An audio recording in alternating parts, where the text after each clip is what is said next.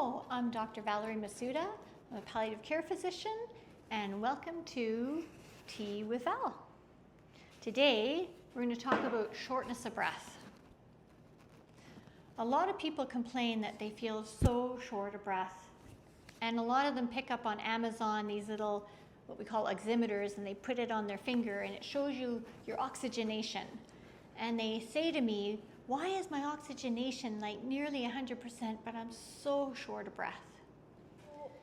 One thing our lungs do is exchange oxygen, and your feeling of shortness of breath or how you breathe has a lot less to do with oxygen than it does with work of breathing and how much energy you have to take on that work of breathing. There are some lung conditions where it does impact on the body's ability to exchange oxygen.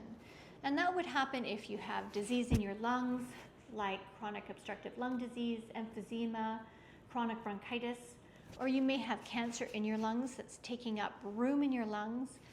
There may be a blood clot in the lungs. There may be fluid which is in the chest, which is preventing the lungs from expanding.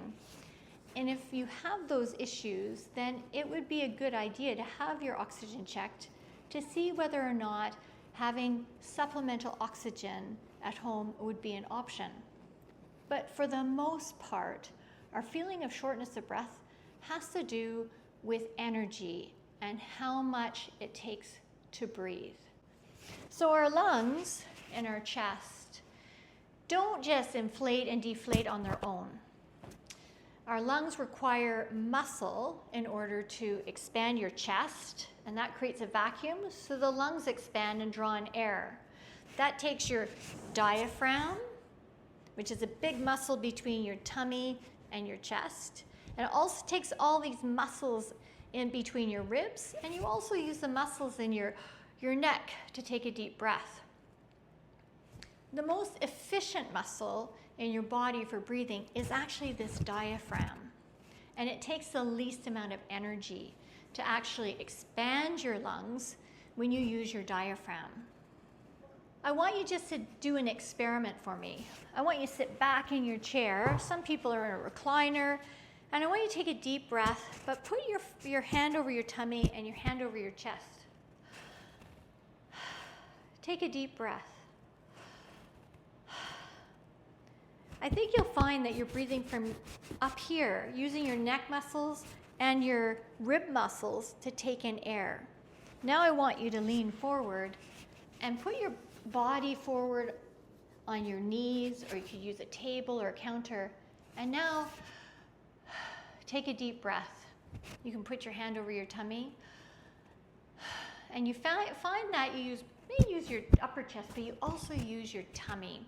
And you feel your tummy expand as you breathe. And this is why when you're short of breath, it makes a lot of sense to lean forward on your knees or lean forward on a countertop and breathe.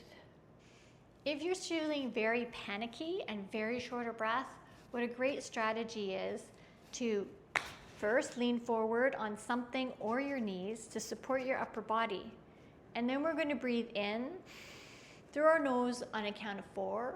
Hold as long as you can for a count of 4, and breathe out through pursed lips for a count of 4. Hold for a count of 4. Breathe in. Hold. Breathe out. Hold. If you're feeling very anxious, holding for 4, breathing in for 4 may feel like too much. So try breathing through your nose in for 2, holding for 2, breathing completely out for 2, holding for 2. And really what we're doing is trying to move as much air efficiently with the least amount of energy. I want to talk a little bit about your spoons, your energy in breathing. If it takes a lot of spoons to breathe, particularly for people who have lung disease where it takes a lot more energy to breathe in and breathe out. So it takes a lot more spoons. Some people take 2 or 3 times more spoons of energy to breathe than it takes me to breathe. So if you're only down to 4 or 5 spoons in a day and you're using up 2 spoons just to breathe, you can imagine how hard it is. So what I would suggest is be mindful of your energy.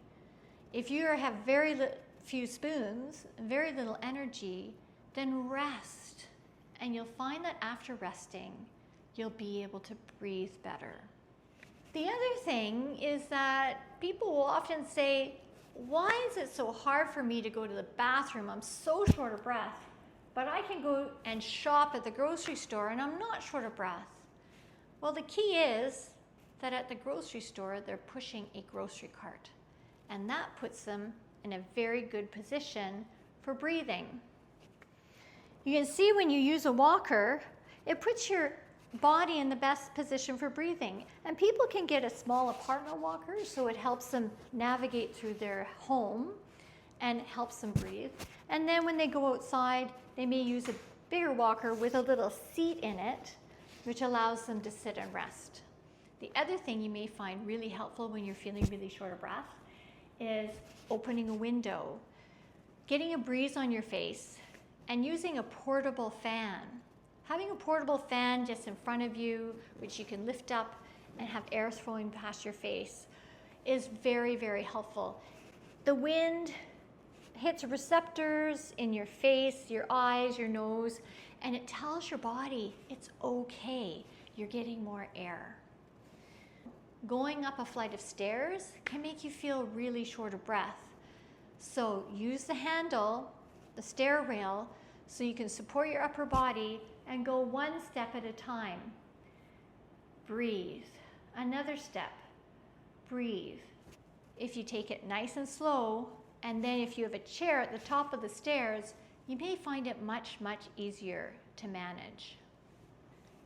You can ask your doctor about medications that can also help you feel less short of breath. But this is between you and your physician. Thank you for joining me for this edition of Tea with Val.